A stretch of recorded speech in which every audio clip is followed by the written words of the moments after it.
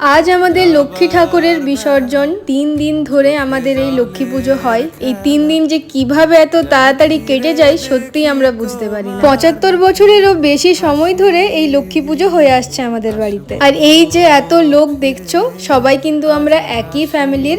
কাজের সূত্রে যে যেখানেই থাকুক না কেন, লক্ষ্মী পুজোর সময় সবাই বাড়ি ফিরে আসে। এতক্ষণ চলছিল ঠাকুরকে বরণ করার সমস্ত কাজকর্ম। দুর্গাপুজোর মতোই আমাদের লক্ষ্মী পুজোতেও খুব মজা হয়। লক্ষ্মী পুজোতেও ঠাকুর বিসর্জনের দিন সিঁদুর খেলা হয় আমাদের। তো বরণের সমস্ত কাজকর্ম শেষ, এবার বিদায়ের পালা। আমাদের বাড়ি থেকে একটু দূরেই একটা পুকুরে ঠাকুরকে বিসর্জন দেওয়া হয়। প্রত্যেকবারই ঠাকুরের সাথে সাথে বিসর্জনের জন্য যাই আমরা, কিন্তু এইবারে যেহেতু মায়ের শরীরটা একটু খারাপ, তাই এইবারে আমরা আর যাইনি। এত দিন ধরে এত জাঁকজমক বিসর্জন হয়ে গেলে কেমন খালি খালি লাগে। যাই হোক, আবার রইলো 1 বছরের অপেক্ষা। আজ এতটাই। ব্লগটা ভালো লাগলে প্লিজ সাবস্ক্রাইব করে দিও।